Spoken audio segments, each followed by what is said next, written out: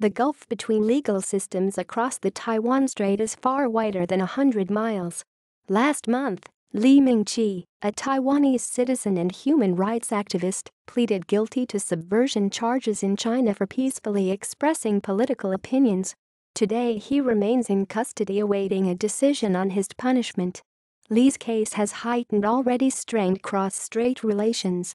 It has also laid bare the increasing divergence between China and Taiwan with respect to protecting human rights. In 3 decades, Taiwan has transformed from martial law to a flourishing democracy embracing international human rights norms.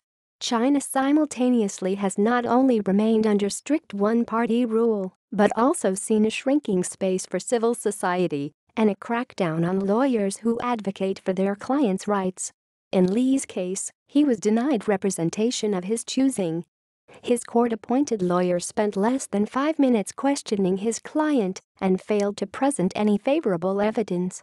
Li's defense consisted of a well-rehearsed statement of how he had been misled by Taiwan's media and had only learned the truth about China from watching television programs while held in criminal detention. Admittedly, a more zealous defense would have been futile. The conviction rate in China is over 99% even in non-politically charged cases. And, given Beijing's sweeping view of what constitutes subverting state power, it encompasses activities within the fundamental right to freely seek, receive, and impart information about human rights. Li's web-broadcasted confession was a carefully orchestrated spectacle, not a meaningful legal proceeding. Enjoying this article? Click here to subscribe for full access. Just $5 a month. The farce of a trial has implications domestically in China, across the Taiwan Strait, and internationally. First, within China, Li's case underscores the intolerance for views that are not in lockstep with the Chinese Communist Party. Criminalization of dissent is, of course, not new. Li joins scores of PRC citizens whose exercise of fundamental human rights has been construed as criminal behavior, including the late Nobel laureate Liu Xiaobo, who was similarly convicted of subversion. Liu was convicted 8 years ago, and heightened repression is particularly common in the lead-up to the 5-year party congress that will be held later this month. But Li's case is further indication of ratcheted-up repression. The scale and ferocity of the ongoing crackdown forebodes that Xi Jinping will continue to squelch dissent as he embarks on his second 5-year term as PRC president and party general secretary. Criminalizing political debate is integral to the party's long-term strategy of maintaining its lock on power. Second, the Chinese idiom of killing the chicken to scare the monkey, at 4, indicates punishing an individual as an example to others. Here China has struck down Li with a crime that carries up to a life sentence in order to send a warning to other Taiwanese who travel across the strait. For the hundreds of thousands of Taiwanese citizens residing in China at any time, Li's case is a cautionary tale regarding strict avoidance of political expression. If any of those citizens are detained, Li's case demonstrates that China, unlike Taiwan, is refusing to honor the 2009 cross-strait agreement on mutual judicial assistance. The agreement requires one side to give prompt notification when detaining persons from the other side and to provide facilitation for visits by family members, neither of which has been done during Li's months of incommunicado detention. Li's wife was allowed to view the trial, but China has denied all requests to actually visit her husband.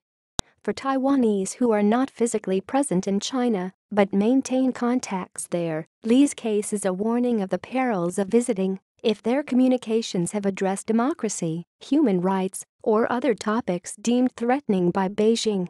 Most recently, the PRC government warned of negative consequences for engaging in separatism following pro-independence remarks by new Taiwanese Premier Lai Ching-te.